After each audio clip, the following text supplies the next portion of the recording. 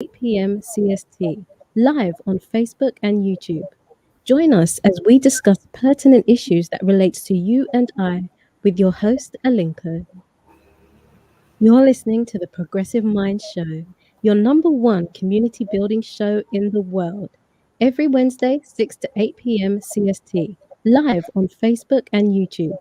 Join us as we discuss pertinent issues that relates to you and I with your host, Alinko. You're listening to the Progressive Mind Show.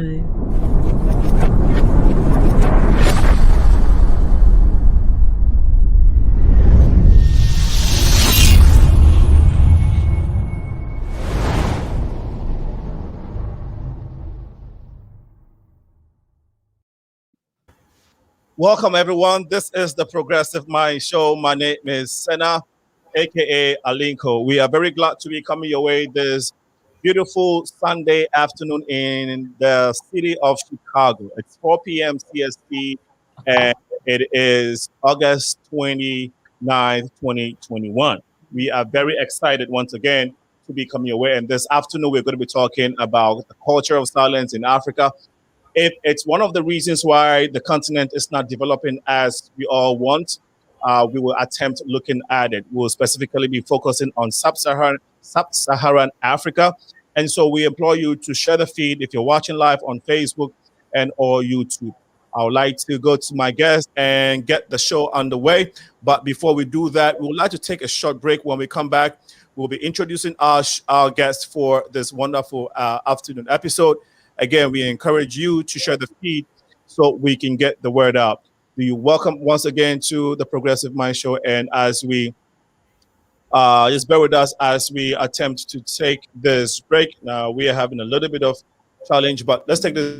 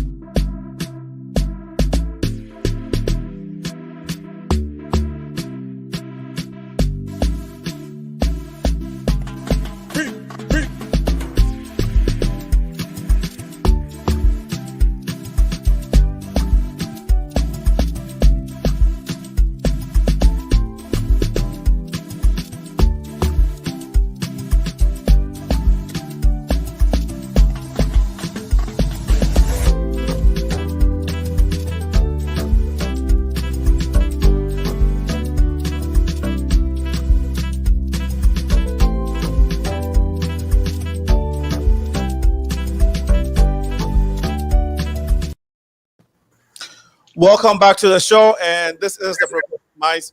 We are back, and we want to be talking to our guests, and we will definitely will be going to them in a little bit. My name is Sena, aka Alinko, and I will be your host as usual for this episode.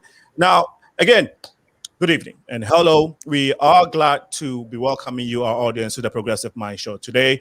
Our topic, as I mentioned, our topic for discussion, as I mentioned, is the culture of silence in Africa. Is it a conspiracy of silence or culture of silence?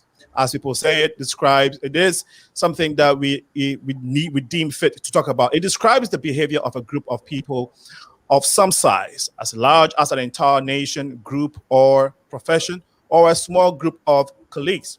that by unspoken consensus does not mention, discuss, or acknowledge a given subject. The practice may be motivated by positive interest in a a small group, solidarity associations, or by negative impulses as fear of political repercussions or social ostracism.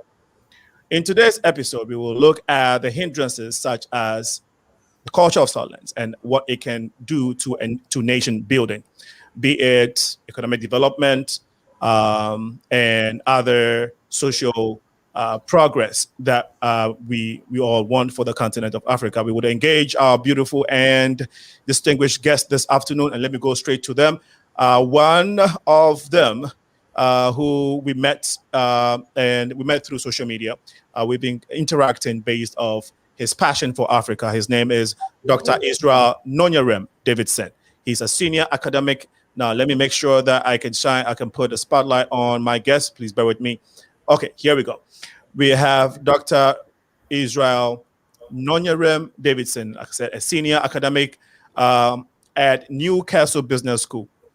He which is in the UK. He's also the president of the United Progressive Africa Foundation, UNIPAF, and recently run for the as a presidential candidate in Nigeria. Next to him is Dr. Sarah DORGBADZI OSSEI. She is the founder and artistic director at LODODO Arts Foundation, a senior lecturer and head of department of the Theatre of Arts, University of Ghana, LEGON. Ladies and gentlemen, you're welcome to the show. Thank you, Senator. Dr. Israel, you already have a passion for what we're doing, and I probably didn't do justice to your awesome work in the space of economic development in Africa and in general for humanity. Please take a few moments to tell us what you would want audience to know apart from what I've just mentioned about Dr. Israel NONYEREM Davidson. Thank you very much, Sana, for the opportunity to be with you this evening and to have access to your audience. It's a great pleasure. Thank you.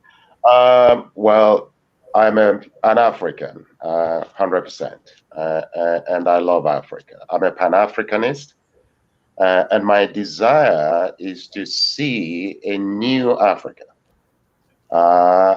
in which Africans have opportunity to take their rightful place in the world.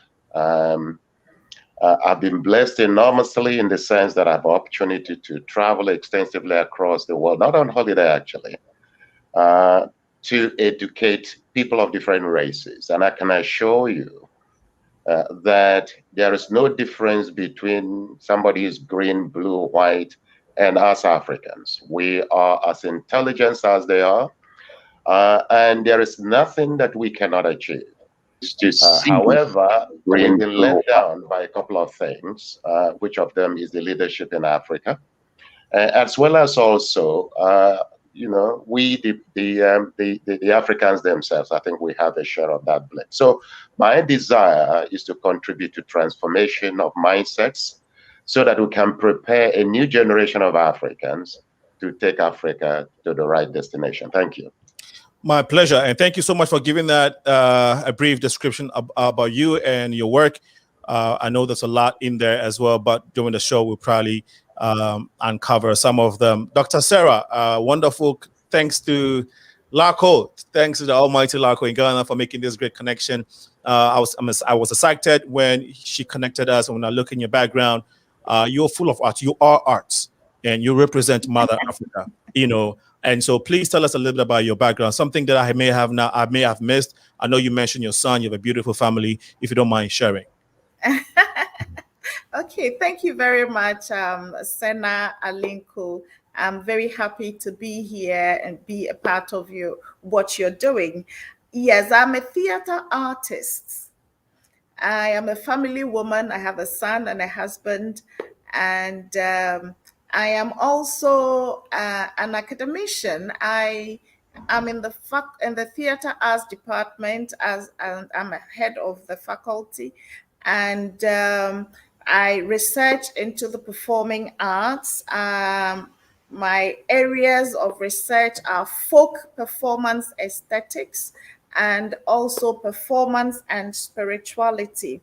So my various research works and my journeys into communities have kind of given me insight into the philosophical world of Africanness.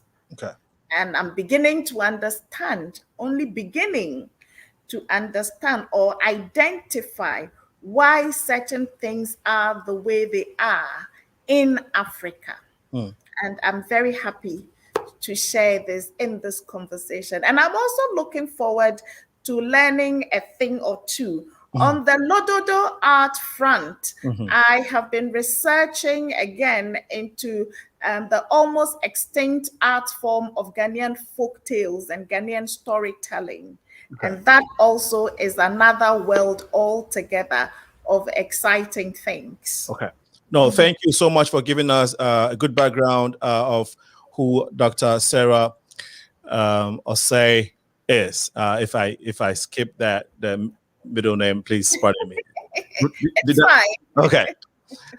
So this subject is something that I know a lot of people talk about, but we just wanted to take a moment to look at it. Now, first of all, if we say culture, maybe the professor will give us, your professor. So what does it mean? What does it mean to the African when we say culture?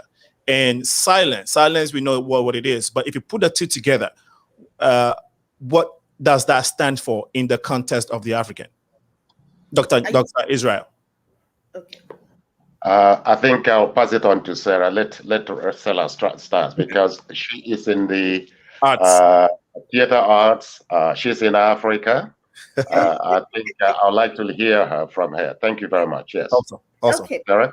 Yeah. So when we talk about silence, we all know what it means to keep quiet. And when we talk about culture, we are talking about a way of life, the living of the life. And so when we talk about the culture of silence, on one level, which is what you read at the beginning of the beginning of the show, the intro, is a kind of, for want of a better explanation, a journalistic term of people's reaction to a situation that they are not happy with. If I got that correct. Yeah. And the reaction is a loud silence. It is not a passive silence. It is a silence that makes you wonder what is happening. But there is also the silence, which is culturally birthed. This first silence that I just finished talking about, it could also be inspired by fear, intimidation, and the likes of that.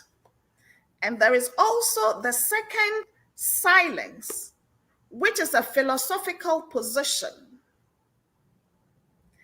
That silence you will find in our language. When you speak tree, akan, they will say enyashi. Yeah. In Ga, they say efe noko. In Ebe, they say oma onanako. It doesn't matter. Just let go. It doesn't matter. That is a philosophical position that is ultimately seeking peace. And so that is a silence, not unto a revolt or a rebellion, but unto peace. So we are talking about two different levels of the silence. Wow. Yeah. Wow, that's powerful. Well, Dr. Israel, you let it, take the lead. So now you have to take the baton. Well, Sarah, thank you very much. I think I appreciate. First of all, Sarah, you might be interested to know that I'm also partly Ghanaian. Anyway, so I was brought up in Takra, in Takwa. Oh, wow. And then from there to UK. So, well, culture generally is, when we talk about culture, we mean the way we do things, basically. I think that is the simplified way of defining that. The way people do their own thing, basically. All right? Right. And so when we now add silence, I think we are looking at the way people treat issues in terms of whether they discuss it openly or they keep it within themselves. Okay. And then, of course, tonight we're going to be looking at the impact of such a practice. I mean, just as Sarah has said, now, from African context, the culture of silence in a number of cultures in Africa is golden. It is something that is associated with wisdom. There are some cultures that will tell you that we humans are created with 2 ears and 1 mouth. And therefore, evidence of wisdom, evidence of patience and maturity is that you speak once, and then, of course, you listen twice. And so, from African perspective, particularly from the 2 cultures I share, both Ghanaian and Nigerian, you know, people are held in high esteem if they say little, but with a lot of power and meaning. But that's not exactly what we're talking about, you know, this evening. I think we're looking at a situation where, for different reasons, whether it is a result of intimidation or what else, individuals decide to keep quiet over very important issues that affect their lives as well as the society. Thank you so much, guys. I'm digging it already, and I'm getting a deeper understanding of this, because when I, look at a subject matter, I question myself a lot. That being said, Dr. Asari, do you believe that? And now this question goes to both of you. Okay. Do you believe that there is a culture of silence in Africa, specifically sub-Saharan Africa, as you and I are belong to? No, Dr. Sarah, that's what I meant. Okay, right. Yes, I cannot say that there is no culture of silence in that sense.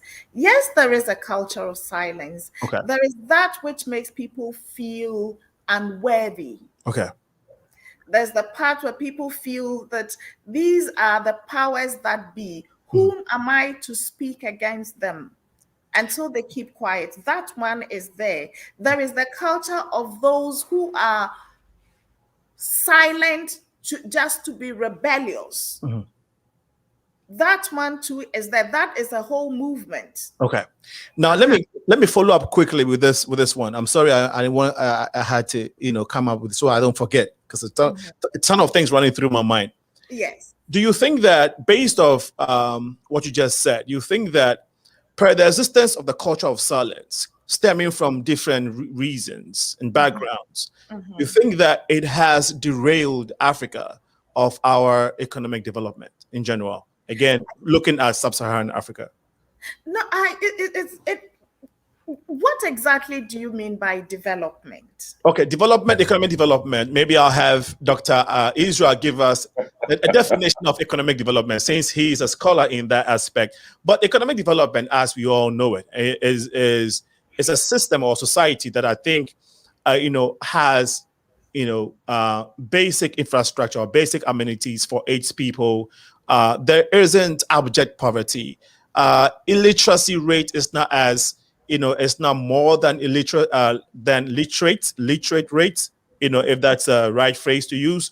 And you see a system or society where humans function in the most, I would say, normalized way, or civilization is at a point where you're not seeing abject poverty overriding some of the basic things that every human is entitled when you at least look at other civilized societies.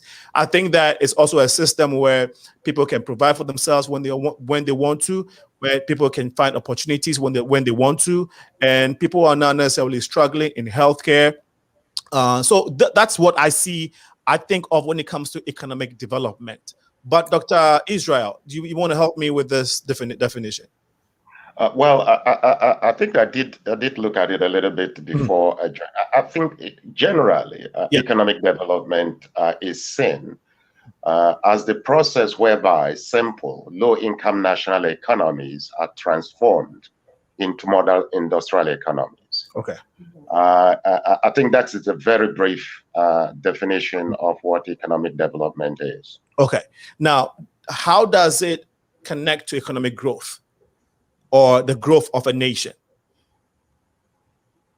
Is that to me still? Yes, please, Dr. Israel. Oh, yeah. Of course. The way it connects is that in order to be able to drive economic growth, it requires a concerted effort on the part of the government, to influence the direction of particularly the private sector investment towards opportunities that can lead to sustained economic growth. Right. So you're looking at issues to deal with business retention and expansion, for example. In other words, enhancing existing business. Okay. You're also looking at business expansion, attracting new businesses, and of course, encouraging the growth of new businesses. So it is a kind of partnership between government and the private sector to drive that. Can you use the word or the phrase economic growth and economic development concurrently? I mean, do you think they're similar? Well, I would say that economic development is the process. Gotcha. I think that is the agenda. Right. Okay. And then, of course, when you start driving it, the growth now, depending on the amount of effort, will have to be the measure. Yeah. Awesome. Awesome. Now, based on the definition you gave us and the explanation you've given us, you think that Africa or Sub-Saharan Africa, Dr. Sarah, you live in Ghana. Do you think that these are? I'm sorry. Go ahead. No, I'm just responding to you and saying yes. I live in Ghana. Yes. So, and in your study of Africa and all of that, do you think that the definition explanation that Dr. Israel gave us are indicators? Do you see these obvious indicators in Ghana and Sub-Saharan Africa, which should say that there is economic development, if that's what you're saying? Yes. There is economic development. In fact, there is development, be it economic or otherwise. There's a positive development. Okay. But then it depends on whose lenses we are scrutinizing these developments from. Okay. Because the societies are developing according to the philosophies of the people. Okay. The culture in itself evolves, and it evolves of its own energies and of its own tempo and at its own rate and its own identified needs for change. But very often when we speak of this kind of development, we are talking about developments that fit into the definitions and the conceptions of Western notions and expectations. But the two, even though we are all humans and we have a very common thing, which is life, the approach, the way we do things are not the same. Okay. And the way we see and interpret things are not the same. So what I find is happening in Sub-Saharan Africa, and of course in Ghana where I live, is there is a conflict.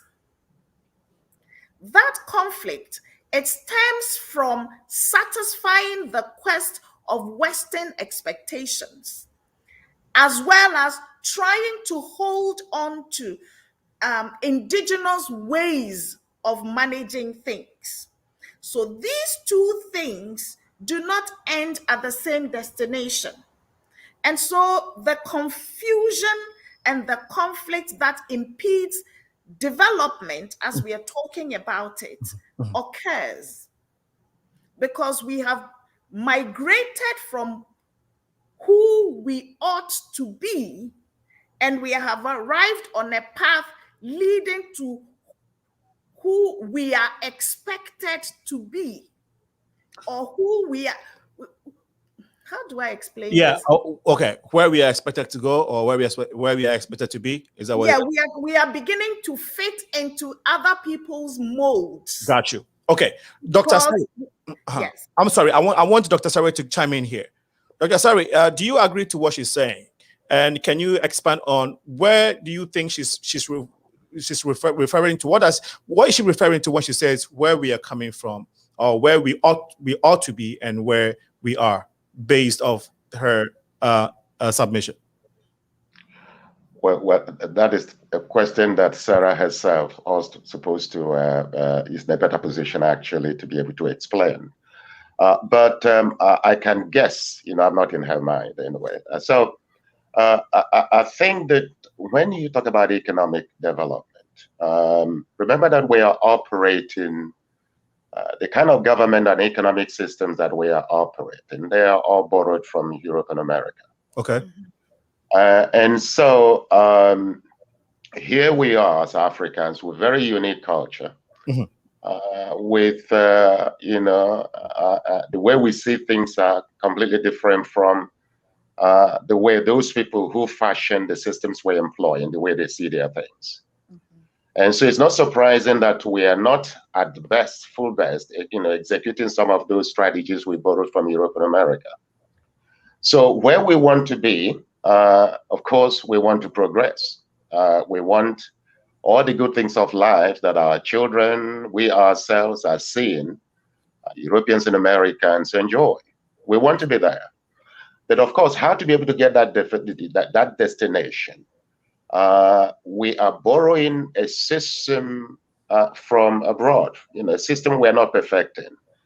And so, although we know where we want to be, the approach we are taking sometimes is not compatible with the culture and value systems that we have in Africa. And so you have some clashing there, creating some problems for us. So this is my guess in terms of what I believe that Sarah was trying to communicate. Like I said, she's in a better position to clarify this a little bit more. Thank you so much. Yes, Dr. Sari. Sorry, Dr. Sarah, go ahead. Yeah, that is exactly what Prof has just ironed out. Okay. You see, so we have this conflict because our value systems are not consistent with Western value system. So when we have, how do I explain this?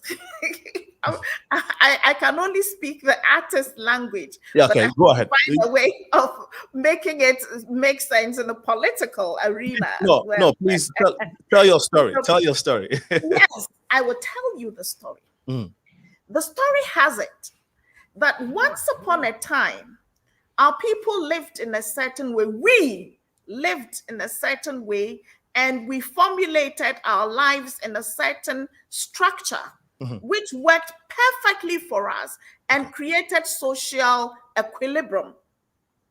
And everybody saw progression. Everybody was progressing in that mold. Okay. And then we adopted the Western structure, which is not a bad idea. But then in the transformation, certain things get lost in the middle. And this is where Africa's problem is. The thing is, for instance, once upon a time, we cooked in our earthenware pots. Okay. And then development came and said, oh, aluminum pots are civilized to cook in. Then we started cooking in aluminum pots, and it was, exotic, and the exotic is attractive. And so we were attracted to this. only for centuries later for us to come back to the point that actually the earthenware pots are better. Do you see? Okay. So then at that point, where do we fit? In that middle way, where do we fit? So we lose track of being who we are and developing at our own pace. An example of this, I keep saying, if you're familiar with Abuatri Festival of the people of Sampa, is Simpa. Yeah. They started the festival by trying to catch leopards for the sacrifice. But then from their own experiences and the culture's own need for change, they said, no, this thing that we do, catching this leopard, will one day finish us all, and there will be no people left to continue the festival. Let's change from leopards onto the deer. And it worked beautifully. And the system is running, and the people are seeing progress. Okay. Do you see? So when we begin to change drastically because somebody has said this is the way to do it, then we lose track of who we are. We look onto the other and try to be like. This is Africa's problem. Okay. Trying to be like. Okay. Dr. Sarah and Dr. Israel, I'm listening to you guys, and I'm learning a lot.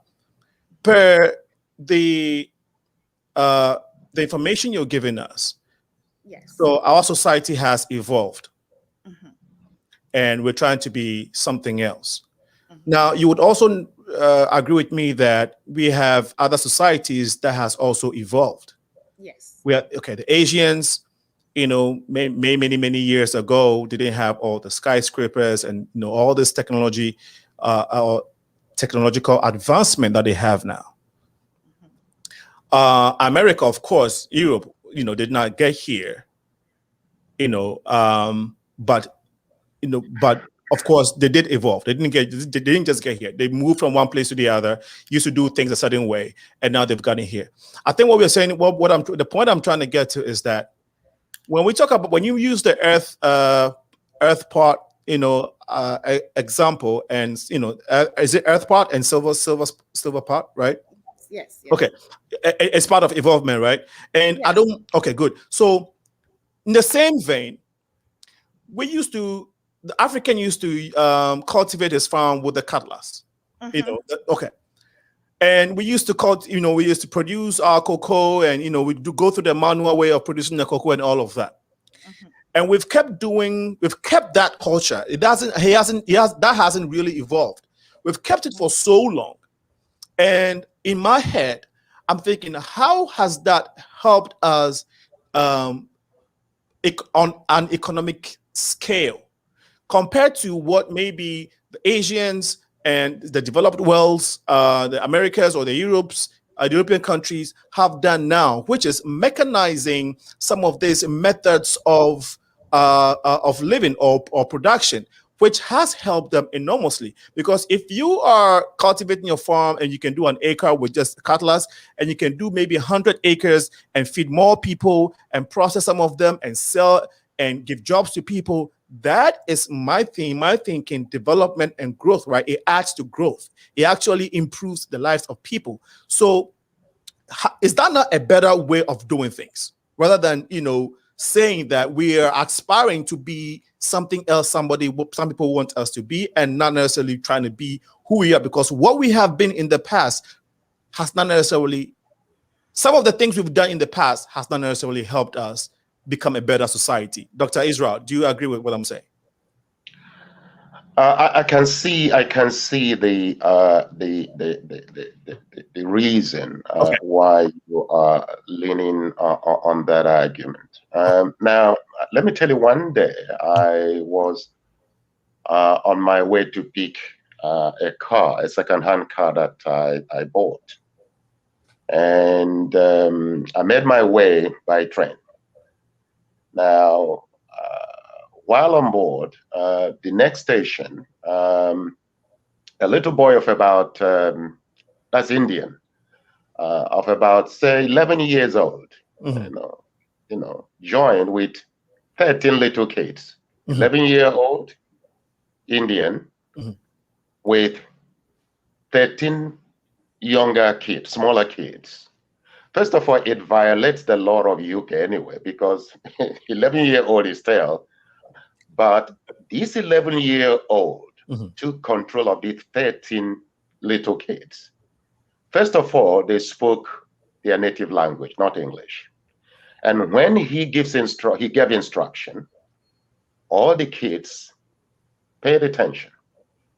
Not quite long, I didn't realize there was an old man who came to sit by me.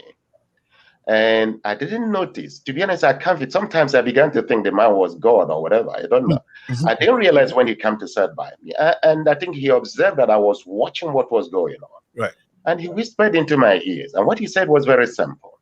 He said, if you value what God gave you, yes, you'll be blessed for it. Otherwise, you become a slave to those who value theirs. Okay. And he got up at the next station. And I think that's the point here that Sarah, actually, the point she is making, which I agree very much.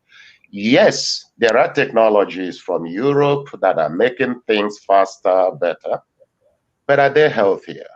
The thing here is that I agree there's a need. If you're talking about mass production, there is a need for us to be able to adapt new technology. Okay. Yes. But are you telling me that Africans, left alone, that we wouldn't have been able to improve our own, production systems in a way that it should be able to cope with demands? The other point here is, remember, that although the technologies we're using here might be what you call it archaic, but the reality is in terms of the quality of the product itself. Now we're talking about some of these products, GMO and all those things. Right. We're producing products that are healthier. So it's a matter of us communicating those things directly to the people and then promoting the value. And we're not very good at doing that. I mean, I still agree with you. There's a need for us to adapt technology, but it doesn't necessarily have to be based on the model Europe and America.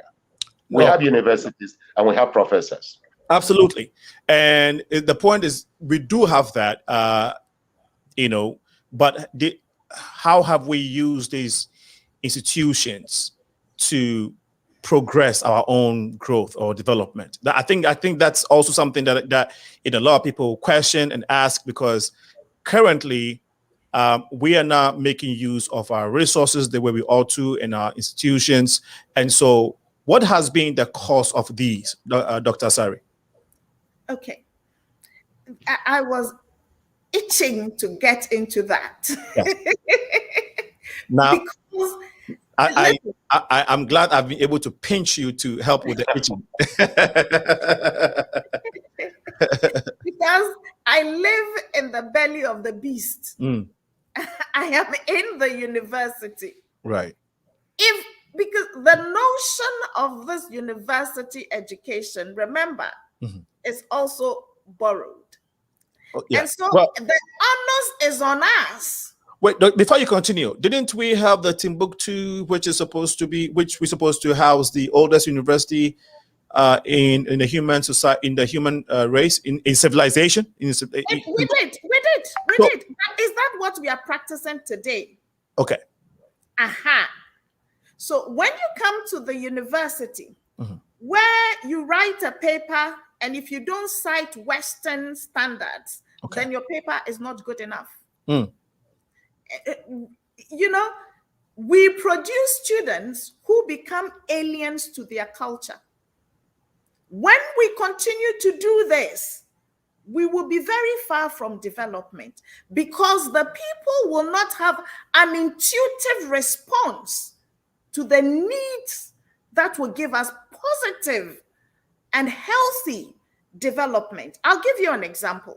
Okay. Not too long ago, we graduated students in my university, and we graduated one of the valedictorians, which is one of the most, the best students. Yes, we graduated. Was he studied Chinese, which is fine. Now, when he was given the opportunity to give his valedictorian speech, all his references, all his the proverbs that he cited, all the wise men that he cited were Chinese. Not one Ghanaian wisdom, not one Ghanaian philosopher, nothing Ghanaian. Now, this young man that we have produced as trainers of our young people intellectually is now going to be alien to his culture. But will he ever be accepted as a Chinese? So whom have we trained? This is where our university education is growing short, I would say. I don't want to say failing, because there is room for development. This is where we are going short, because when we produce our scholars, they should be people who can fit back into our societies, right, and make This is where the problem is. We have the scholars, we have the, but we should adopt the system and make it work for the development of our culture. Great point. Dr. Sarah, you made a great point. And so have you, Dr. Israel, so far. You said we should do these things. And I think this is where the silence comes in. Because even though we realize this gap, Dr. Sarah, Dr. Israel, do you think that as people, as leaders, as folks who have gotten the opportunity to learn and be well informed than the masses who don't grasp things, who don't understand some of these things, do you think that we have done a good job by informing, teaching, filling these gaps, these educational gaps that some of these educational gaps that Dr. Sarah is alluding to? Dr. Israel. I think, first of all, like I said at the beginning, I'm a Pan-African. Okay.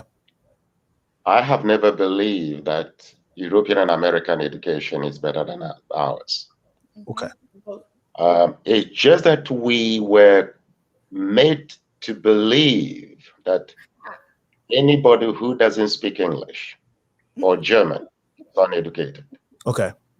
There are great philosophers of Ashanti origin, Yoruba origin, South African origin. They can't speak English, but the wisdom they convey, is you can't match it. Nobody from the West will be able to match it.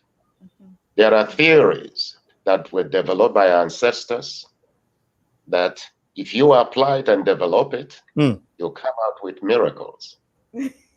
And so the point here is that we've been conned into believing that education, the best education is Western education, you go to university. But the reality again is that, Sana, if you look at statistics, most multimillionaires in this world never schooled, never attended Western universities. Education, yeah.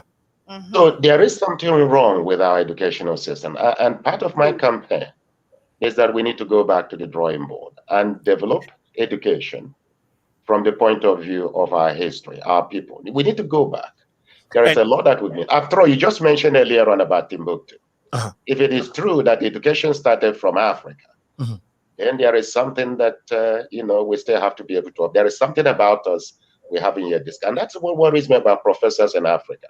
I'm not sure what they are professing. That's one of the greatest challenges. Well, and I think that's where, like as I said earlier, that's where the issue of silence, that culture of silence comes in, right? Because it's like you said, all these very intellectuals in Africa, wise men and scholars and professors, researchers, we kind of see this, that this is the problem. The way we've been educated, the way we've educated our society in the generations after generation has now helped Africa, and it's not helping Africa. But are we doing anything about it? Or are we just consistently following the script, even though we know that this is not the right script? No, sorry, I jumped the gun. Go ahead, Dr. Sarah. No, but I don't think we are consistently following the script. Because slowly and consistently, awareness is beginning to grow And we are beginning to question some of the things that we are doing, and we're going back to the drawing board. Okay. Okay. You know, yeah, this is why I will teach. It's a bad thing to bring myself into the picture like that. No, please, no. You are part of the system. So this is why my research as a theater artist is into folk performance aesthetics. So when I create my works today, they should reflect Ghanaianness. You see, because we say it is a global world, it's a global village. We thank God for all that. But the point is, unless you are culturally rooted, you will not be relevant. Yeah. Yes. So this search that I am on, finding folk aesthetics, is now beginning to gain currency with my students.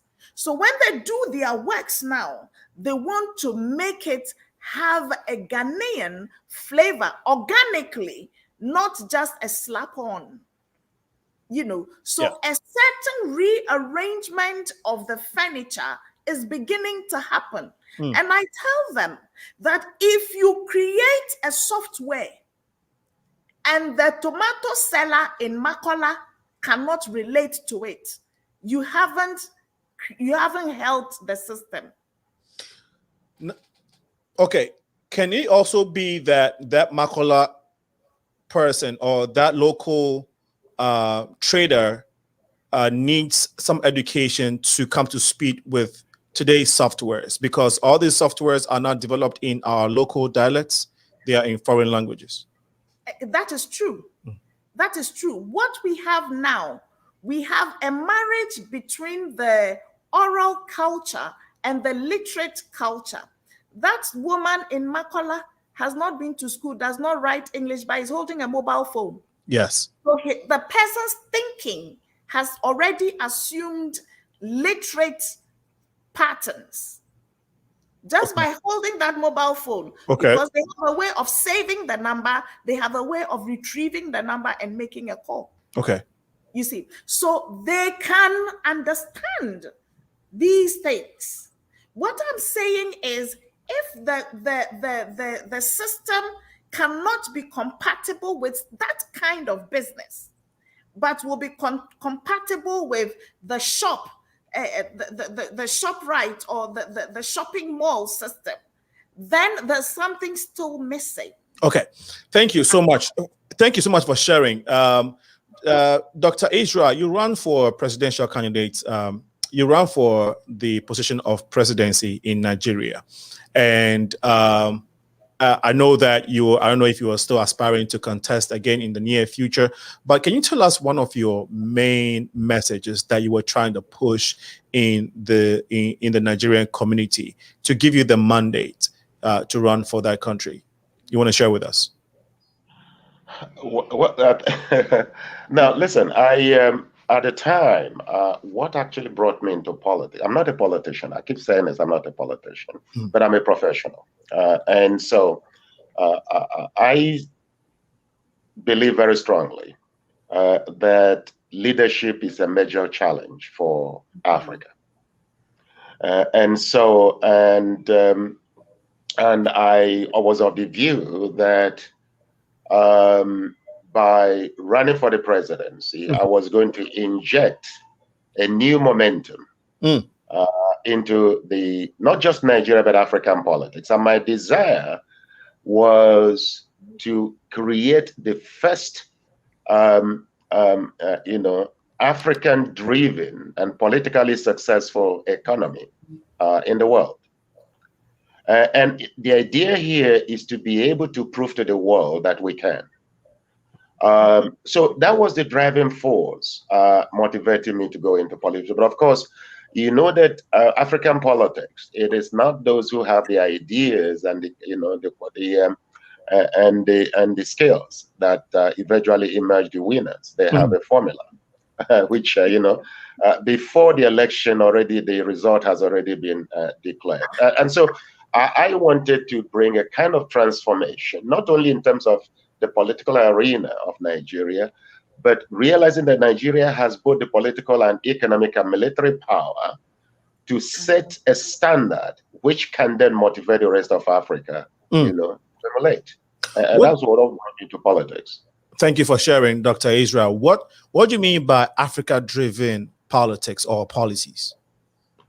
I think first of all, one of the things I wanted to do, if I had one, the first thing within the first year, I will have, you know, I think I was thinking of voting something within the range of $500 million as a budget, you know, to get all the professors in Africa, the top ones. $500 million or Naira? Dollars, $500 million. That was what I was about, $500 million, because any investment that redevelops Africa, transform mindsets, create new systems that are compatible with our culture is a huge investment. So one of the things I was trying to do was to get those people, those professors who specialize in economics, you know, mathematics, political science, to develop a political system for Africa.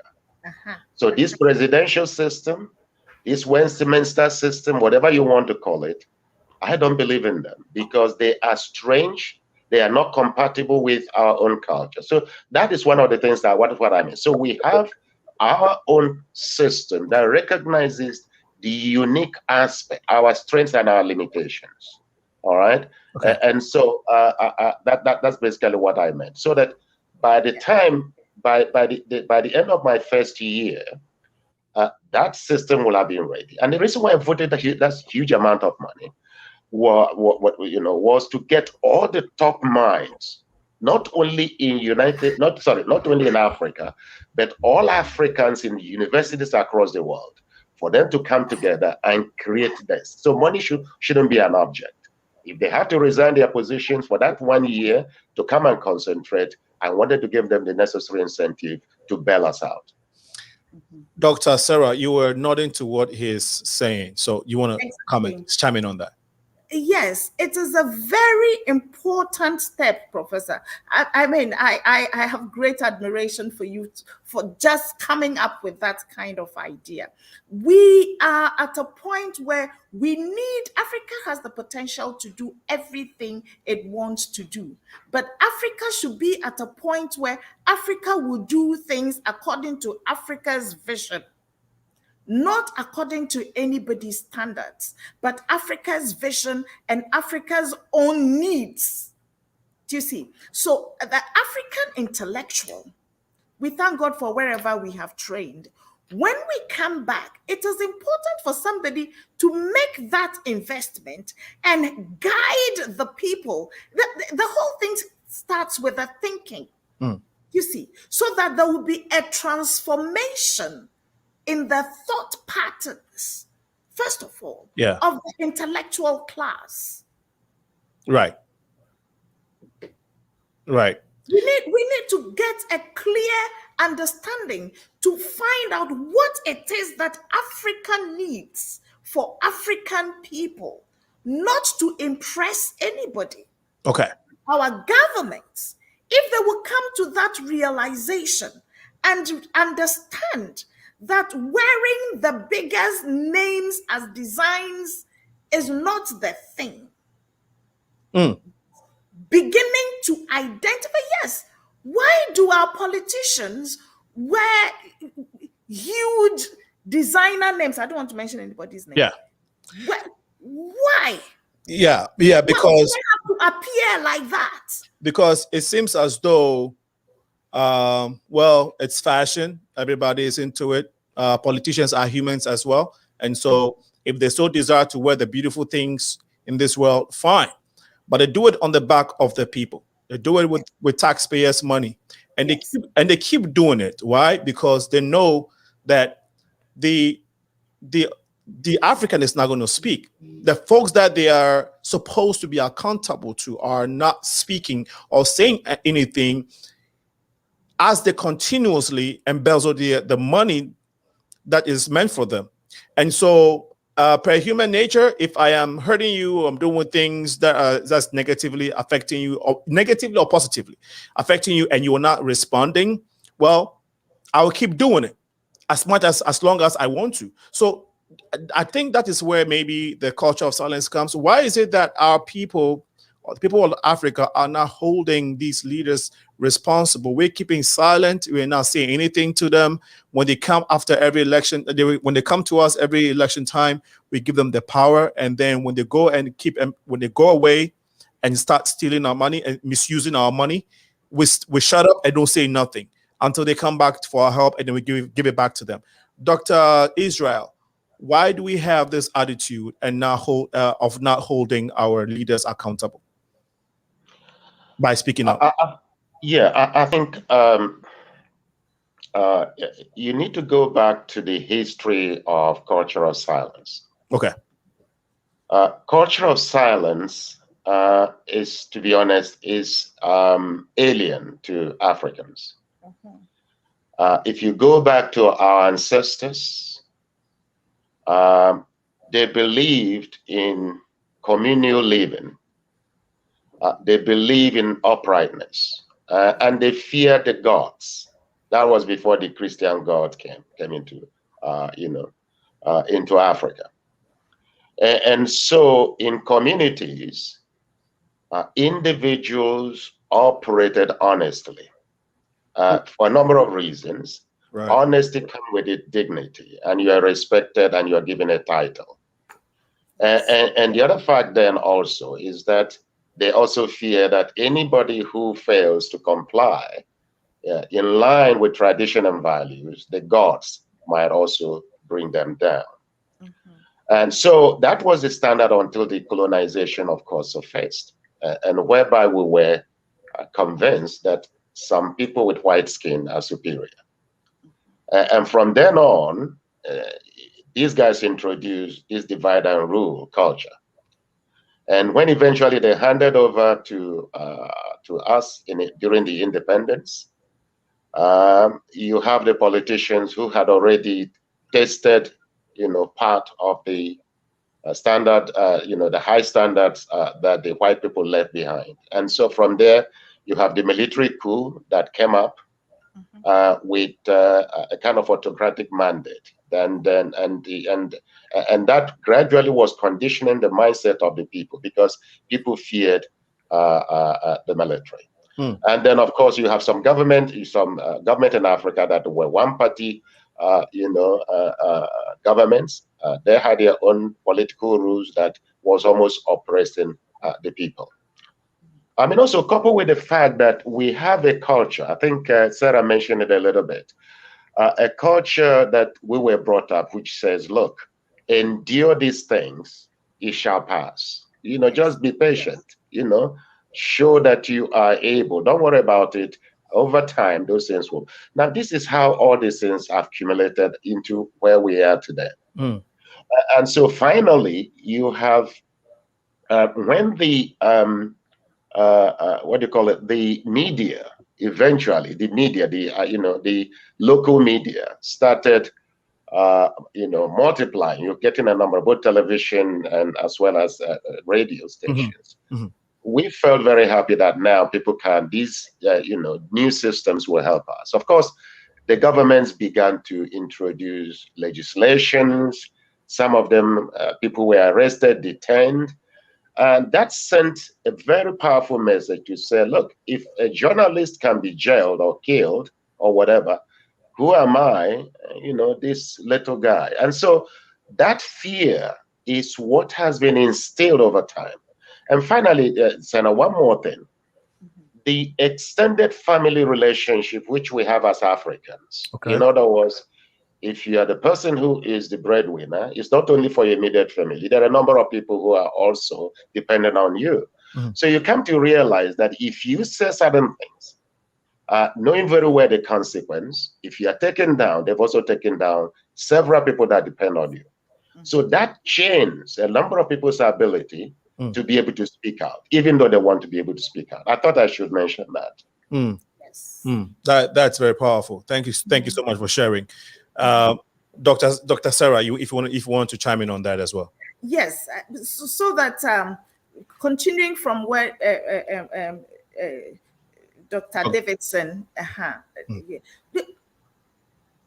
So when something is going to happen, before you say something, you think of your family, you think of the extended family, you think of your family name, because anyone who bears that name will bear the repercussions of what you will do. And so you are very careful. It already serves as a self-check. But these days, because of these contemporary ways of living, in fact, we are even beginning to denigrate the extended family system. And we want to now focus on me, myself, and I. Yeah. Which is nobody wants to talk about extended family. Everybody wants to be my immediate family, and that is it. We are killing the fiber of the society. Thank you for sharing. We're killing the fiber of the society. And I think that if you're watching us, you are picking a thing or two as I am here. Feel free to share your comments, ask your questions. The number to do so is 815-277-5047 or 5042. So 815-277-5042. You can ring in and share your opinion, ask a question, or pass it on the or share it in the feed, and I'll read it as I'm about to do now. But interesting points here that that have been made so far by my awesome guests, and I really appreciate you, Dr. Israel and Dr. Sarah, so far. Let's go to some of the comments. We'll come back to the discussion. You are right about the family name, Dr. This is DORGBADZI. Actually, he passed a comment earlier. This is one of your students, Dr. Sari. Sorry, I don't know why I keep saying Dr. Sari.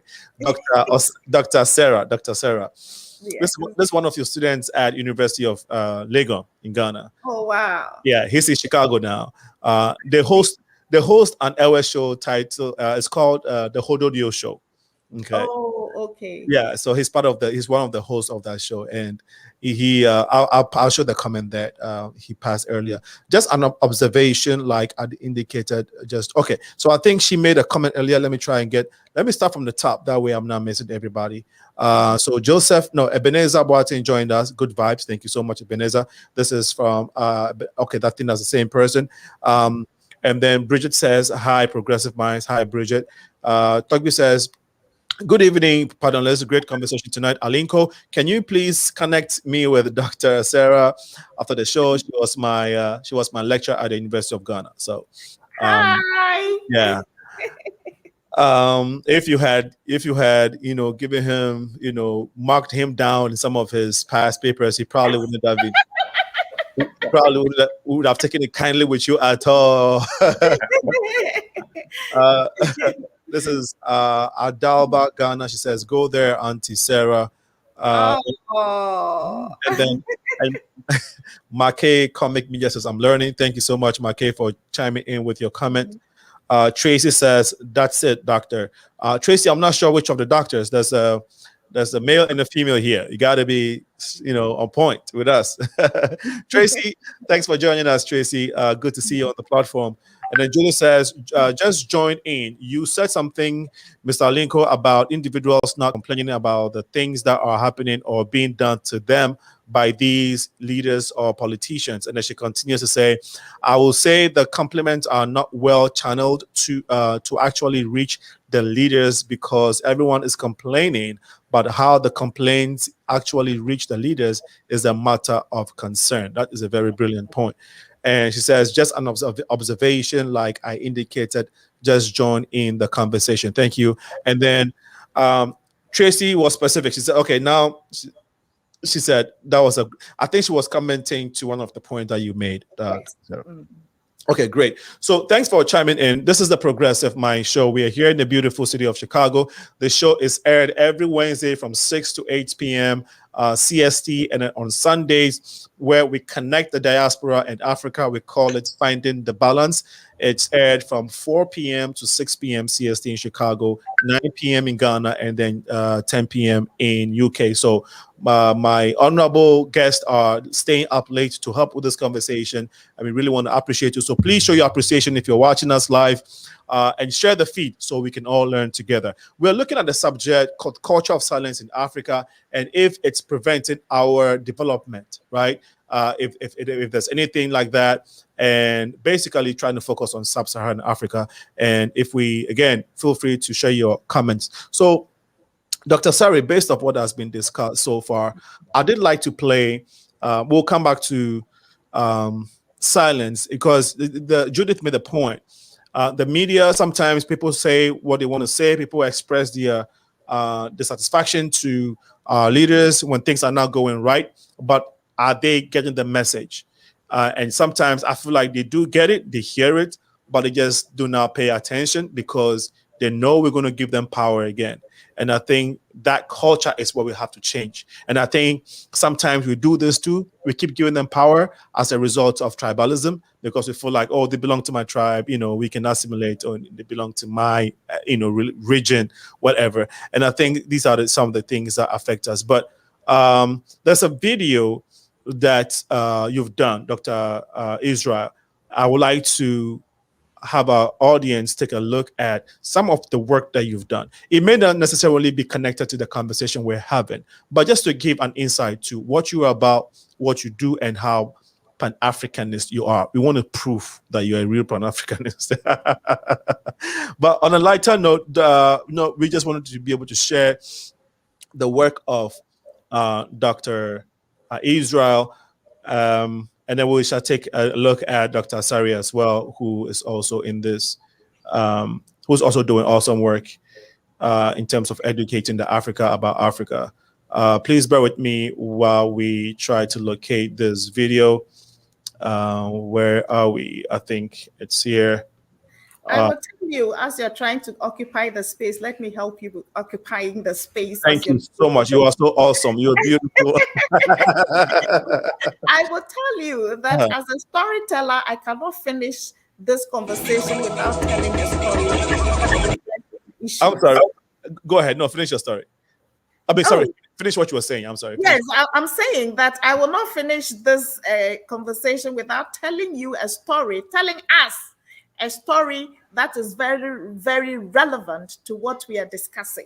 We would love to hear it. We would love to hear it. So this is some of Dr. Israel's work, some of his pieces. I think he does these things, and I'll let him tell us why he does this and the message he's trying to convey. But we'll just play a little bit of it. We might not go through the whole thing.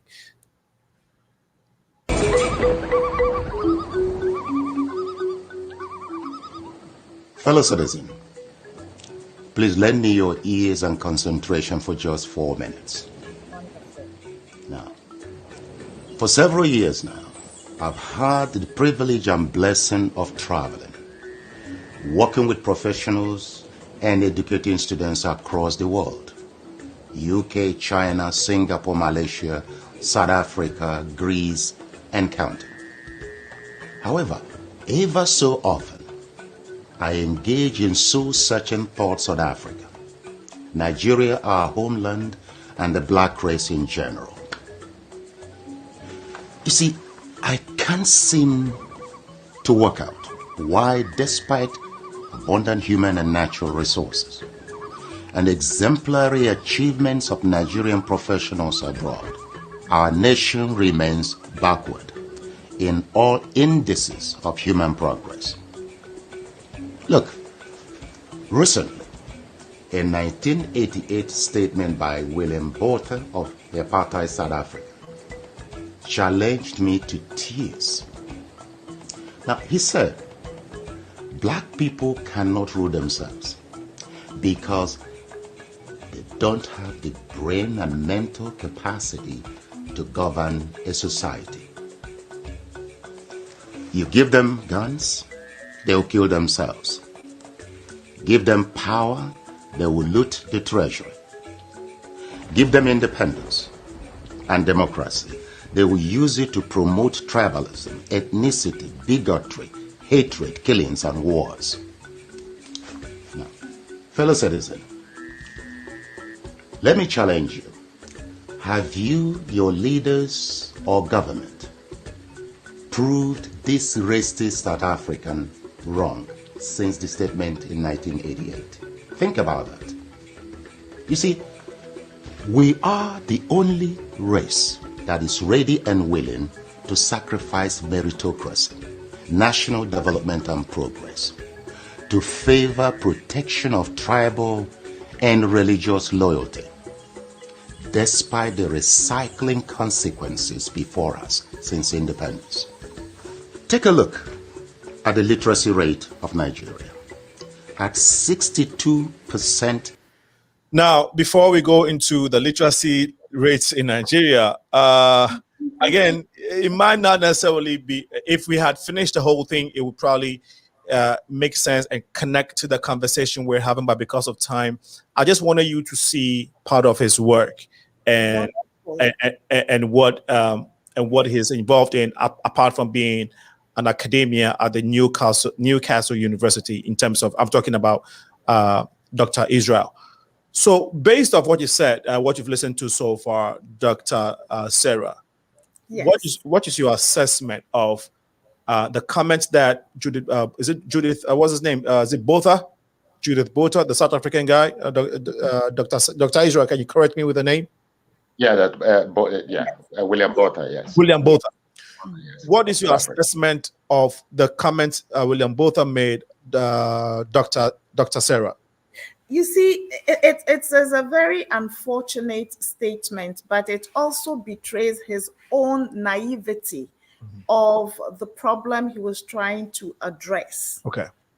Now, the first thing is, before the arrival of Western cultures, we did not have the issue of Africans not being able to govern themselves. No, that was not there. It is the new political system that they have brought, or that we are trying to adopt, that has become problematic. Which is democracy. Which is the democracy. That is the problematic one. Now, it has become problematic because during the colonial era, what the average African saw was the way the colonizers lived above everybody else. The way they made themselves comfortable. They lived in the best parts of the, and they you know what I'm talking about. They developed their communities. They developed their communities according to certain standards, right, bringing in exotic things that made the average Ghanaian look and gape and begin to yearn. They dangle the gold. They dangle the mirror in front of you. And this happened in all sub-Saharan Africa. In all sub-Saharan Africa. Now, when they left, the new, our own who took their place began to live like them. Okay. Because they are mimicking or imitating or stepping right into their shoes. This is where the beginning of the difficulties of African democracy can be traced to. And then they continue exactly in those steps, if not worse. Because we have a philosophy which says, that when the vulture in your community eats your fish, it doesn't eat it all, it leaves some for you. So these vultures have now decided, when we have put them in their place to now help us to stabilize issues, they begin to eat more and more of the fish, and then they leave the bones. This is where the problem with the democracy started from. And today we are continuing. And then, you see, a little education is a very bad thing. It's better not to be, so that to hold on to your oral mindset, because it is very strong as well. The oral mind is capable of doing things that the literate mind can never touch. It is strong. But then we put a little education there, and then we begin to manipulate. It becomes a chip. So we use the remote control to manipulate these individuals. And then we speak lies. And they just look at us. See how he's speaking English. And they are following us. And then we are churning and churning out riches and robbing the coffers for us. This is where it comes from. Are you saying, when you said, see how he speaks English, are you saying how Africans are used to equating intelligence to your affluence in speaking, or people's eloquency in speaking the Queen's language? Is that what you're referring to? Yes. Yeah. Okay. Yes. Yeah. That's what I'm referring to. And you see, there's one thing, I don't know where the switch over changed, but when you look at the way in Ghanaian languages, the way we call the colonialists, Obroni, yeah. Luofonyo, Ayavu, you know, I don't know how to translate that. But Broni, I was told they actually meant abronye. Abro. Like abroni. Yeah. Like someone, for those who are, non-account speakers, abro means like a gamer or like a swindler. A swindler, more like a sinister person, kind of. Yeah, and that's how we look at the colonialists. That's how we looked at them. And in Ever, we call them Yavu, which means a cunning fox. Oh, yeah, Avu. Yeah. Oh my God. You see, our people are not stupid, but they said nothing. Okay, so the nothingness, okay. Dr. Israel, she said a lot. I don't know if you want to chime into what she said. Okay, some of the things that she's already mentioned. You don't if you want to pass a comment. But she ended it by saying, but we said nothing. And that is where the silence again trickles into this conversation. That nothingness that we're used to as Africans. Is it mainly because of our culture, our upbringing, our hospitality? Is that a reason why we are so silent on things, Dr. Israel? I think it's a combination of things. Now, if you look at our earlier heroes, Kwame Nkrumah, Jomo Kenyatta, and a number of other leaders, they meant well. Now, but what happened then was that, particularly the good ones, like Patrice Lumumba and others, CIA and the British intelligence and others made sure that they assassinated them. Well, so we can authenticate that on this platform. So can we? Oh no! I mean, it is well documented. It is on every archive. It's everywhere. Okay, so anyone that wants to authenticate this can Google it and find this information. It is there. Just Google it. It's now open. Everything is now open. Okay. And so, yeah. Okay. So the culture of assassination of prominent African leaders, particularly those who are patriotic, made it difficult for the new generation of leaders to be able to completely, focus their attention on their people. And then, of course, the common man also learned that if the leaders themselves are not actually fearful of certain things, who are they? Particularly as these leaders begin to create conditions that made it very difficult for an ordinary person to take that risk of speaking out. All right. I think there was a lady that mentioned earlier also, I don't know whether it's a lady or someone, who was wondering whether our leaders actually listen, even when we speak out. Because in this modern time, you have WhatsApp, you have the social media where people are able to speak anonymously, and then, and the question is it actually getting to them? All right. So in terms of silence, yes. The modern the social media has made it a little bit easier now, that the culture of silence, you can hide under whatever name and then dish out your anger. But the question is it actually getting to the leaders? Now, the major issue here is that our leaders surround themselves with people who are willing to say yes, sir. In other words, in fact, there are some leaders who are not actually aware of what is going on around them. One example, I mean, I'm a Nigerian, I'm a politician. Okay. I contested with the current president, Buhari. It amazes everybody that what is going on in our country, that this guy comes out and say he was not aware. It's amazing. Yeah. You know, so the whole thing here is that when you talk about culture of silence, it is not only in terms of the common man, but even the people that surround the leaders themselves.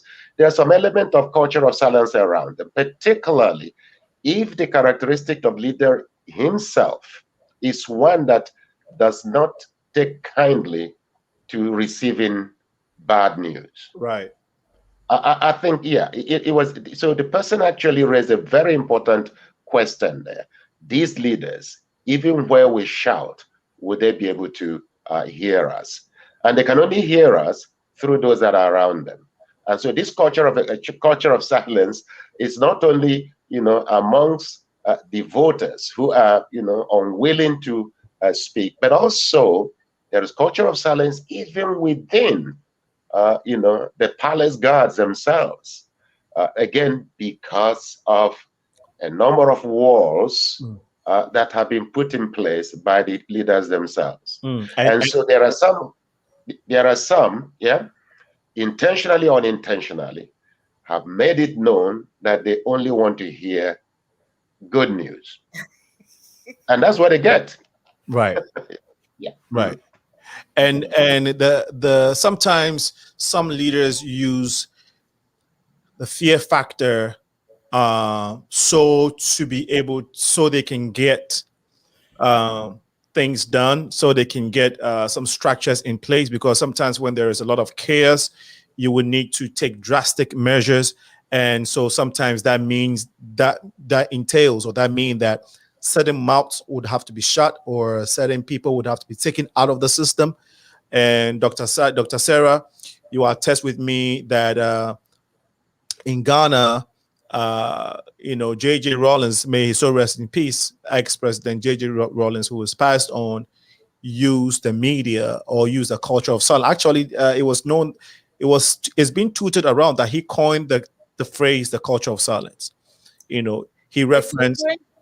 Go ahead. During the era that I first heard that expression. It was during his era. Is that correct? That I first heard that expression, culture of silence. Excellent. And so, like I said, it's been tweeted around that he coined that phrase. He made reference to how Kwame Nkrumah ruled with, fear, which created that, that culture of silence. All I'm saying is that politicians sometimes, and even in the case of Ethiopia, it's happening there. Rwanda.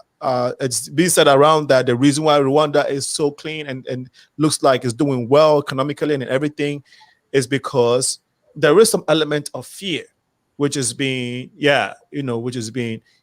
put in the people by the government, because they have to do some things. They have to put some things in place, and as a result, some people have to be kept quiet. Again, in the case of J.J. Rawlings, we heard some of the things. Some judges had to be killed. Some personalities have had to be taken out of the system. A lot of people had to go into exile. So is it a tactic?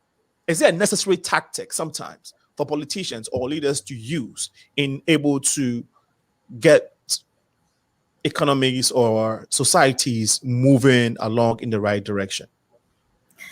I am not very fluent with the language of politics. Okay. So I will look at it from another perspective, Great. which is that in our every society has the systems. Mm-hmm. In our Ghanaian political system, not the contemporary one. Yeah.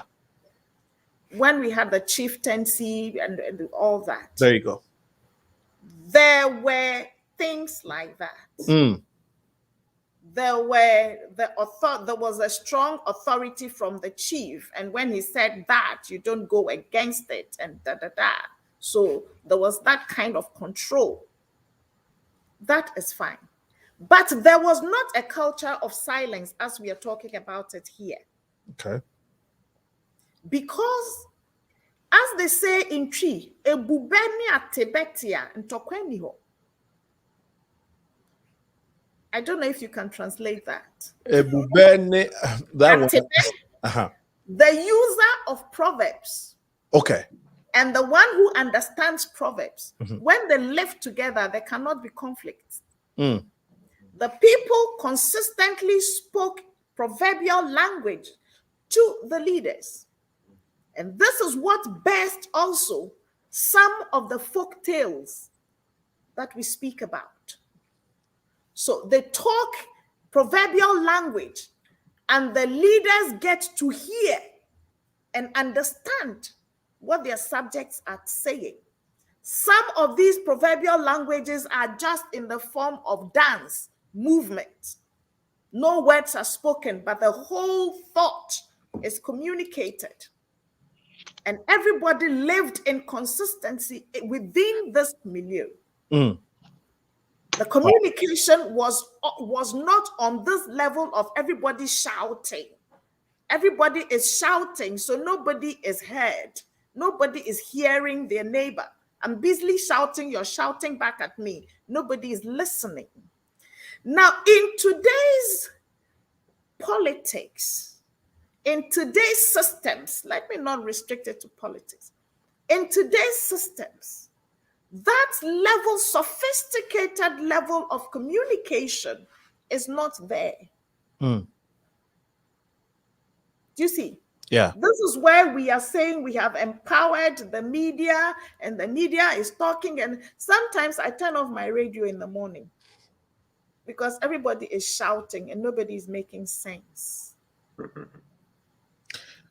So when we have this going on, then it becomes a very fertile ground for them to flourish. Because then we are busily shouting at each other. Whether they hear it and refuse to understand is one thing. Whether they are not hearing it at all is another thing. But of course, the thing about them being faced by a human wall is also very true. Okay. And this human wall is also a soundproof wall. So whatever you're saying outside the wall may not necessarily penetrate to the ears that you're trying to address. Talking about the storyteller, let's hear some of her stories. Okay. Now, it won't be, we'll do the live one, but let's see if we can share some of your stories. I think we got one here. Let's see if we can share with. Yeah, that's one that we found. We want to see. She said, "Oh, let's see if we can share this one." Hello. Okay. Welcome to KTK Stories. You can call I think your laughter is me stopping Samantha. the flow. Today. No, we're just kidding. I'm just kidding. I will tell you the story of how beauty came to be. I don't know why we're getting the technical glitch, but let me give you the live one. Okay, give us the one day. Oh my God! Okay. There lived a woman and her husband. Okay. They did everything they could, but they could not have children. Let's do the live one and save time. All right, let's do it. Go ahead. So the story has it. And then one day, out of kind, just we will pause this one. Go ahead. So the story has it that in a certain community, a farming community, people were, it was a taboo to go to farm on a Friday. And this is the story of how a baby was made or a love was made. Was the premise? None of those. Okay. So what's the title of the story? The title of the story, I will call it. I actually did a performance of it, and it's called the Samantha Village. Okay. And it's how long? Or it's going to be, I can tell it in 5 minutes, less, even less. If you can make it in a minute for us. Okay, that's fine. So, okay. This man called, this man had a family and he had children. One of his sons, they called him a fool. That's the fantastic story. Is that what it's Yes. Afum, the fool. Nobody minded him because he was always talking to the trees and to the ants and to the grasshoppers. He was very close to nature. But everybody called him a fool because he said nothing to everybody. And when they called him a fool, again, he said nothing. But one day, his father went to farm on Friday, which is a day that they are not supposed to go there. He found a little child. He thought her a lost child and brought her home, not realizing that she was the daughter of Samantha, what do you call it? A nymph. And so when she brought the child had long hair, he cut the hair, not realizing that that was the Samantha's identity. She cut off the hair. And when the child woke up and found out that her hair had been cut, she started crying. She would not eat, she would not drink, she would not sleep. Every day sat there and cried. And when she cried, devastating things happened in the community. But one day, when the turbulence was going on, Afrum was in the forest where he had gone to find himself solace. And he heard the sound of the Samantha's voice, and he followed it to the house. What he did was to invite the Samantha to his space in the forest. And there he played with the Samantha. But when the time came and the Samantha started crying, because it cried at a particular time, then Afrum said to Samantha, I will give you back your hair if you can wipe your footprint off the sand in my space. So the Samantha tried and tried and tried, and it could never wipe its feet, because the more it wiped it, the more footprints it created in the sand. This tells us that the solution in the community of the wise people, was in the head of Afrum, the fool, who said nothing. My story is ended. Wow. Interesting. Interesting story. Beautiful story. Dr. So wisdom is in the mouth or the head of the one who says nothing, essentially. That's what we're And so I am saying by this story that the solution to the world's problems are probably in the mouth or in the head of Africa. Okay. Africa is like the mother of the world, and she is enduring and protecting her children. Wow. Living in self-denial that the rest of the world can suffice. If Africa is useless, why is the world still worried about us? It is because they know what we have. Wow. And they want to take it, but they cannot reach it. Wow. Thank you so much for sharing. Dr. Israel, I don't know if you wanted to chime into her story, but that was a beautiful one. Go ahead. Sorry. No, go ahead. I'm sorry. Her story is quite compelling, and the way she related it to Africa is quite. I think also it actually matches with the video, my own video that you showed earlier on. Yes. That we have all these capabilities, and you can see, particularly those of us who are working for European governments abroad, you can see that despite racism, we performed, exceptionally well. Yeah. And yet we have the same genetic makeup with our people in Africa, and why they cannot replicate the same success, that we have is mind-boggling. I mean, so basically, Africa has everything. It's a matter for us to find out why we are still behind. And in a follow-up to the statement you just made, why we can replicate that in Africa, and the two of you are saying that one of the reasons why we are not being able to replicate that in Africa is not because of the culture of silence. Is that what you're saying emphatically? Yeah, I am saying that to a large extent. Dr. Israel. It's not necessarily because of culture of silence, but we must also recognize that the culture of silence, it kills ideas, it kills energy, it kills relationships, it destroys communities. And so it has impact on productivity. But we're not going to, say that all the blame, the reason why Africa is where it is today is because of the culture of silence. I think it would be good, it would be helpful if we can release the energy. There's a lot of energy, tied, down, through culture of silence.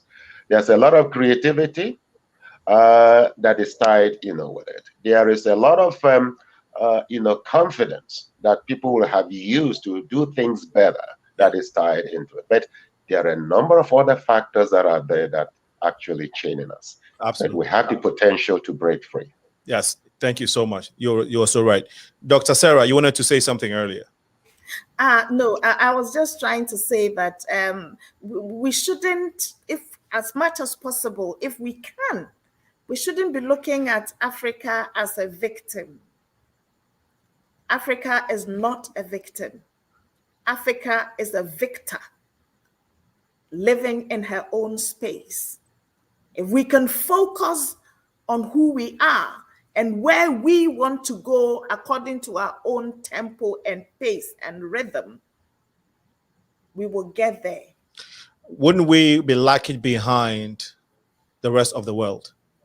This is where the problem is. Why are we competing with who?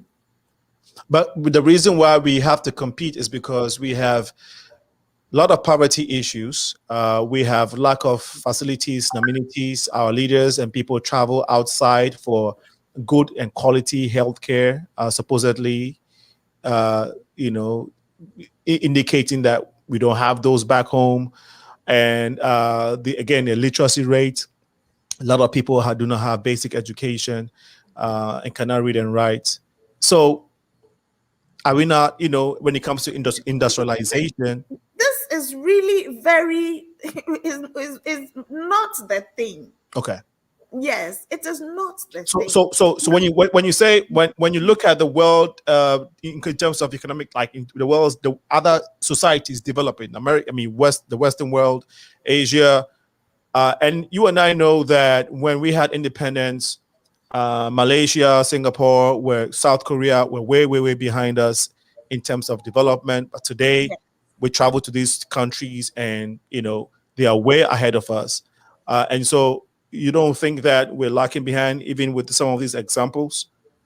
No, I still do not feel that we are. I know that we could get there and get past them if we can consistently follow what we have adopted, we will follow consistently the path that leads to that destination. Okay.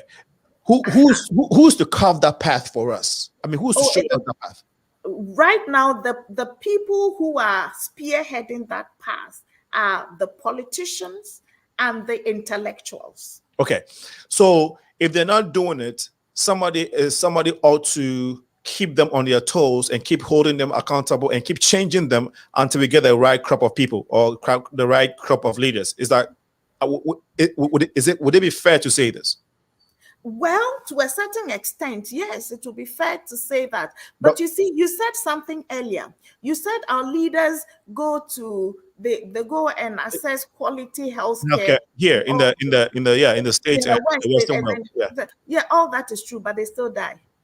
Well, a lot of them stay alive. I mean, a lot of them stay up to like 80 and 70, and they do all the damage until they die. They die at home. No, staying alive is one thing, but living is another. Well, they might. Will go, sorry, but you will go to the villages and you will find an 80-year-old man who will climb a tree and pluck mangoes for you. Dr. Sarah, he hasn't gone to see that hospital. Dr. Sarah, they are yes, living. I'm responding. Okay, they live and they may live and not enjoy life. They may endure the pain, but as long as they live per the good quality healthcare that the West is giving them, the people that suffer is the masses, right? Because they live, they keep perpetuating all these bad policies, keep embezzling, and guess who's suffering? They might not be able to enjoy it, but their family and their close ones will enjoy it. But the 99% of the people are bearing the negative results of their living, unfortunately, right? Can I come in here? Yes. Dr. Israel, please. I disagree with Sarah on one point. Africa has every right to claim to be a victim. The only thing is that we cannot hide under that. How long are we going to claim to be victims?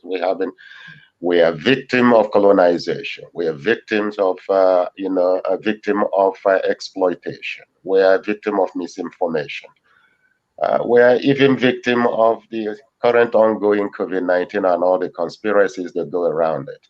But we cannot continue to hide under this forever. We cannot continue to blame our colonial masters.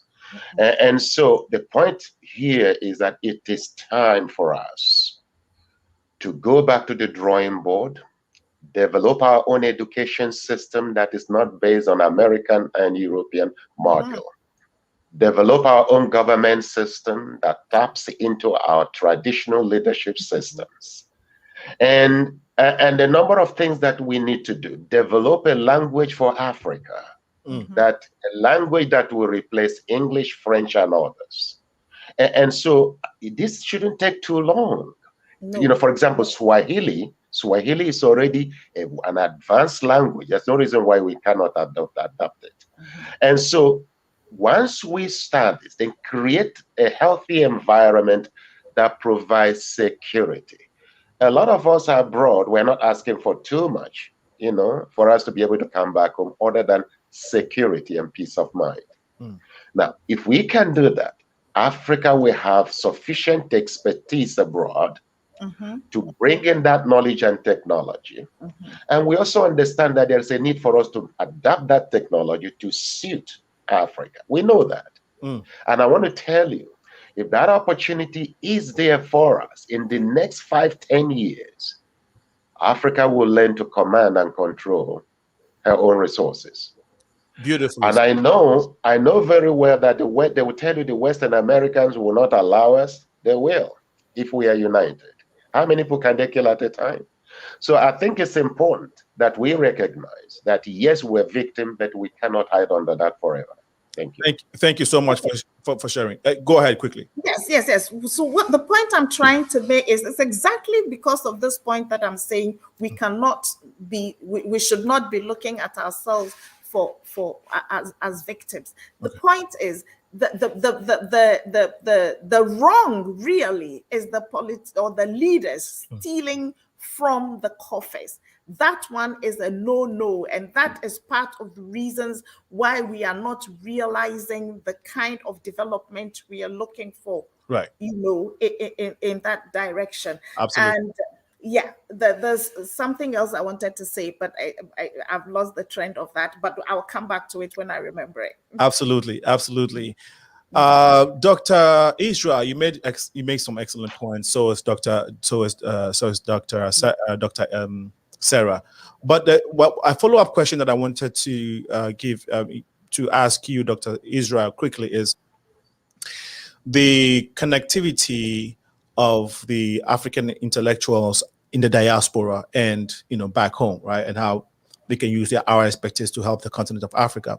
What do you think of the African American or the Black people in the diaspora who are not necessarily of African, who are not necessarily Africans, right? Like African Americans, UK, Blacks in the UK.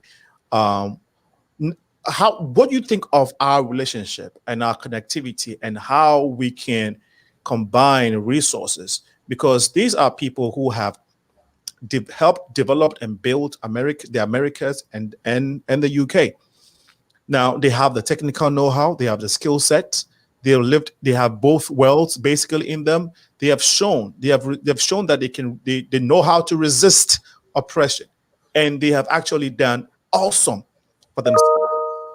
Specifically, if you look at the African American community, my question is, do you think that there could be some synergy there, working together and then helping to move all Blacks, not just Africans, all Blacks to Africa, at least creating the awareness that going back home to help Africa will be the right thing, instead of allowing the Chinese who are moving in droves and other races? I don't know if you wanted to chime in on this, Dr. Israel. No, that's what I think is a very, very good point. I'm one of those people who very much support the idea of bringing back. No, first of all, I view every Black person on this planet to be an African and has the right to return. Yeah. But of course, we're looking for those to return. Those who are going to return, we want those who are productive to return.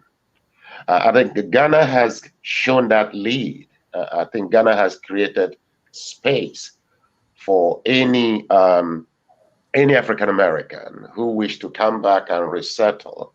I think there are some conditions. I think we want to make sure that we don't import the problems of America into Africa. So absolutely, they are welcome.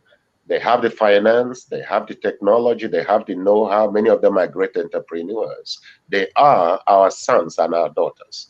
And I think getting them to come together, and develop partnership and even citizenship, will build Africa faster than relying on the Chinese and other multinationals.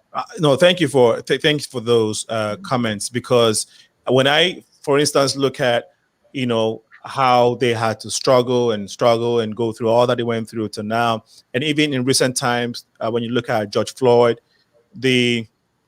that George Floyd, again, may his soul rest in peace, that whole George Floyd scenario and how they kept fighting because it created that culture of not being silent on things that are affecting their lives. They created that culture of saying something when they see wrong. Everybody, it kind of evolved to recent time where the whole world was like, we gotta speak for these people. We gotta join them in speaking for what is wrong after seeing George Floyd go through what he went through. So the African community it wasn't just them in that protest. It was a whole bunch of people, all races, all ethnic groups coming together. And I think it inspired the demonstration or the protest that went on in Nigeria, the SARS protest. I think it inspired them. I think it's inspiring the youth of Ghana too, who are embarking on this fix the country thing, and Ethiopia, elsewhere. I think that it's just inspired a lot of people to speak up. Just speak up, and that's all you can do sometimes. And who knows where your speaking or your standing up to wrong can lead to if you keep at it. Speaking up goes a long way. I just wanted to add this one, just this little 2 cents to what you shared. Dr. Sarah, please feel free to comment now. Yeah, no, I'm saying that you will be silent for a while, but when the time comes, that time has come. Okay. Yasantua fought a war with the colonialists. You see, when it was in the same culture. Right. This is what has happened in the George Floyd issue. Right. And the same thing happened in the Arab world, that wave that you can only be quiet to a certain, when you're pushed beyond a certain limit, then talking comes with its own energy in the way that it cannot be brushed aside. This is when it is important to speak, but not to say it every time. Okay. When it is on like that, then it loses value. Okay. And So- another thing is, we welcome the idea of all Africans and in the diaspora. Every, like Prof said, every African is an African. I'm not sure. I just changed that black quickly because it doesn't mean what I want to say. I got you. Every African is an African and is entitled to be back home. Absolutely. But when you come back home, respect what you see. Even very often, yeah, when Africans have lived abroad and they come back home, they have an attitude that makes the indigents close up from them. Okay. When you left home at a certain point. The system has grown. The whole time that you were away, things are still changing. Okay. So when you come back, you don't come back to what you thought you knew when you left. Things would have changed. So we will expect them to come home to us and understand, and first of all, study what is going on, not be frustrated with the change, because rhythms of life are different. The way I explain this is open BBC and open Radio Ghana. When you listen to the people talking, the rhythms are different. Right. So is the thinking. Okay. And so when you come back home, respect that and try to work with that. I'm not saying necessarily fold into that rhythm, but blend with it. Yeah. And help it to grow. Oh, I love that. Blend with it and help it to grow. And I think that's a very solid point, because we do a lot of, we call them Borges, a lot of people who go back home, Africans, tend to look down on the system and on the people. They try to talk down at the people because they think you don't know better. And you're right. We have to help the system grow. We have to teach what we think can be fixed and what can make our system better. And I really, really love that. Not flaunt our big cars in our houses and, not throw our weight around because we have come to Abuja, we've come here. And so that's a very great point. Thank you so much for sharing. Are Africans timid? I want to ask this general question. Dr. Israel, quickly, if you can just give me a straight answer. Do you think Africans are timid by nature? Sub-Saharan Africa, let's put it that way. No, I don't. Well, I don't think necessarily. I don't think so. I mean, can I say, just to give you some statistics here? When we talk about cultural silence, it's not only Africans. There are a number of studies that have been done recently, which proves that most people think they will speak up when something negative happens, but they can't and they don't. And there is a couple of studies done even in Europe that is free. For example, there was a study of healthcare professionals, and they realized that 90% of nurses don't speak up to a physician, even when they know a patient's safety is at risk. This is Europe and America.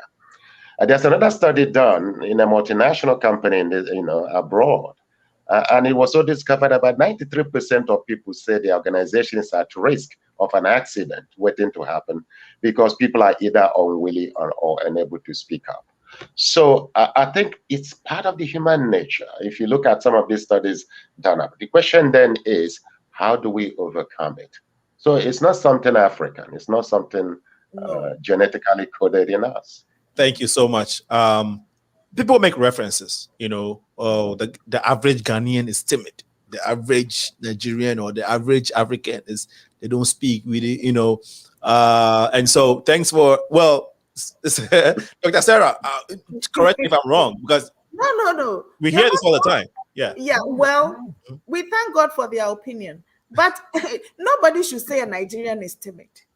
If you can get away with saying it about a Ghanaian, don't say that a Nigerian is timid. Even Ghanaians, we are not timid. So why do we handle things the way we do? Let's look at religion and how it affects maybe our culture of silence, or our demeanor, how we handle things.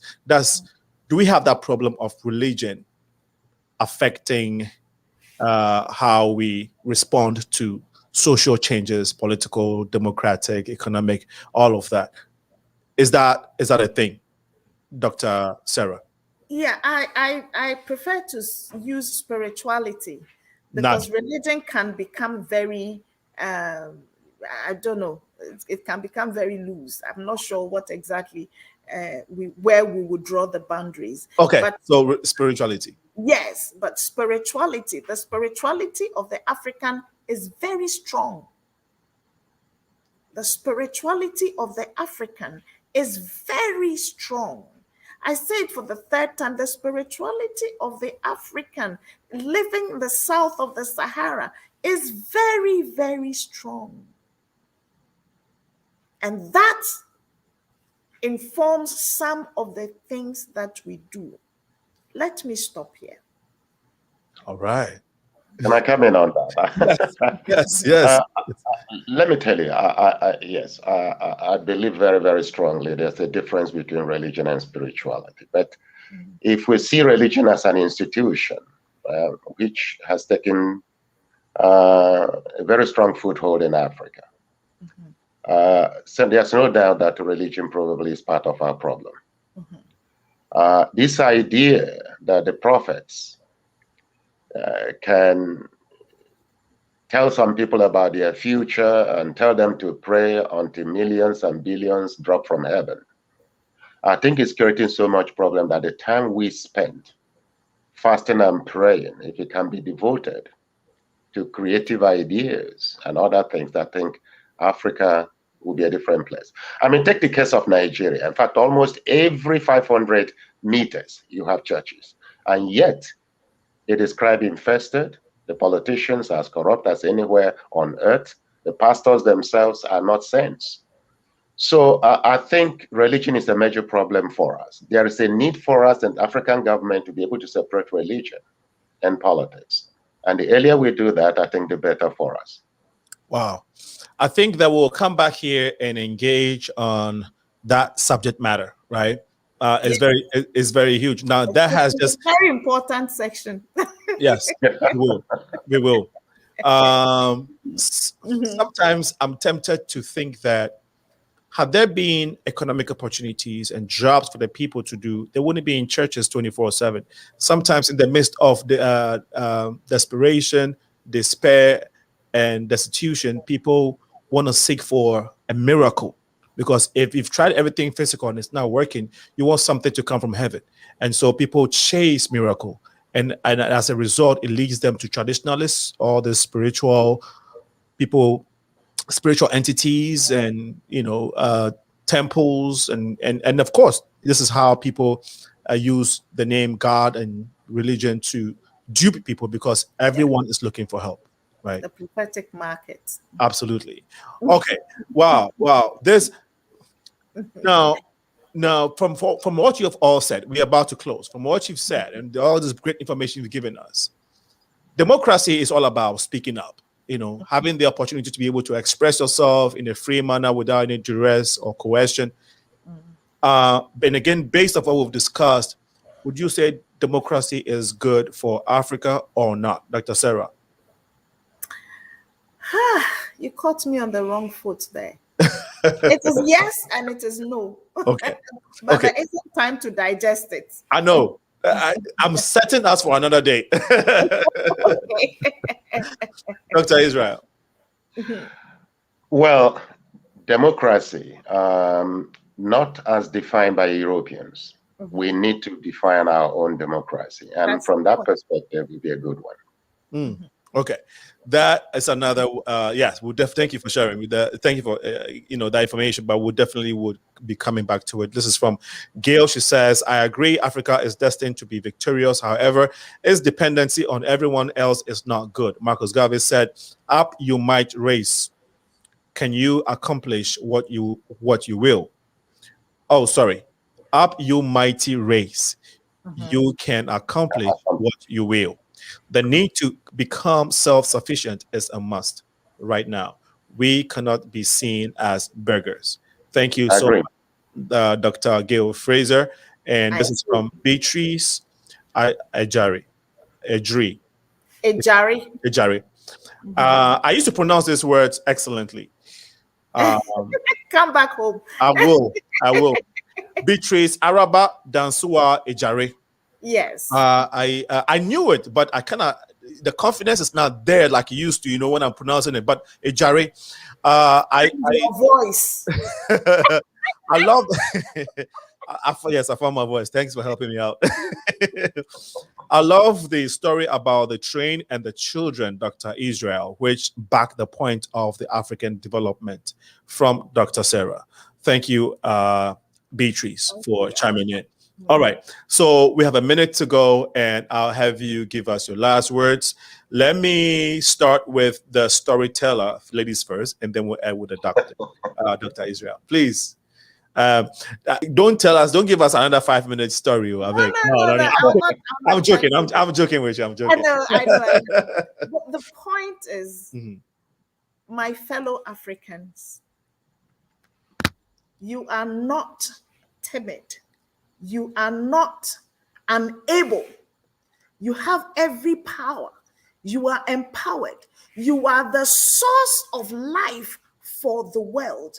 Arise and shine. Wow. I was expecting more, actually. From watching the time. from the word, from the trajectory of things, I'm like, give it to me, give me more. But no, thanks for sharing, Dr. Israel.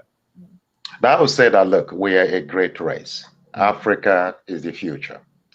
So take care of your Africa. For who controls Africa controls the world. Thank you. That's it. It is time for Africa. The whole world is now looking at Africa without they are pretending not to be, but they are looking to Africa for sustenance in their arts, in their creations, in everything. They are looking at Africa.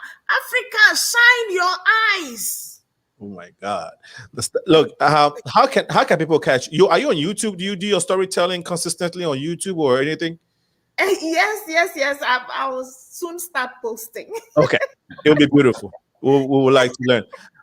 Dr. Israel, is there any plugging that you would have to? I mean, any social media that you want people to follow? No. I mean, if they simply, whether you Google whatever, I just put my name, Israel NONYEREM Davidson, and it would tell you everything about me, and it will link you to my various work as well. Are you going to be running again for presidency in Nigeria? Well, we are political animal. You never say no in these times. Who knows? Oh my God! And also follow LODODO Art. LODODO.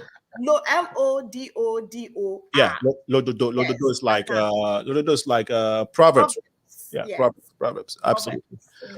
Wow. It's been an honor having you guys, man. I've loved it's been 2 hours, but I didn't even feel it. It feels like 2 minutes. Man, I would love to have you guys again on some of these things that we mentioned. We would arrange for it. I want to thank my audience, our beautiful audience, for staying with us. All the folks that shared your comments and your opinions and your and brought up questions. We really want to appreciate you. To the executive director, producer for Dr. Sarah OSSEI, your son. I'm referring to. I know. He's on standby. I know he's your executive producer. To you, thank you, my brother, for helping mommy out. I think you did a great job. And to Dr. Israel NONYEREM Davidson, Dr. Sarah. I have called you Dr. Sarah the entire show. I don't know why. Yes, but my face is everybody knows me. Oh my God. Dr. Sarah DORGBADZI OSSEI of the University of Ghana, senior lecturer and head of Department of Arts. Thank you once again. We love you so much. Dr. Israel NONYEREM Davidson, once again, thank you. Again, to all our audience, God bless you. Remember, to whom much is given, much is required. Next week, Wednesday, we'll be talking to our politicians regarding the economy opening back up, healthcare issues, some jobs. So make a date with us on the Progressive Mind Show on our YouTube page, Facebook. We are live also on Twitter. Again, next week, Wednesday, 6 to 8 p.m. CST. My lovely guest, please get some rest. I know it's late. So we love you right back. Thank you so much. Thank you so much. And good night, Sarah. And good night, Prof. bye for now. I'm so privileged to be on this panel with you. Drink some tea that's late. So don't go be eating no banku and no fufu or anything. Okay. My producer just brought my cup of tea. There you go. I hope he put some ginger and lemon in there. Definitely. Okay. There you got the right remedy. All right. Dr. Israel, are you going to do the same with some tea? What time is it? Oh, it's after 12. It's after me. No. I need to go to bed. I'm watching my weight. I need to rest right now. Yes. All right, folks. Have a good night, man. Bye-bye. Okay, thank you very much. You're welcome. Bye for now.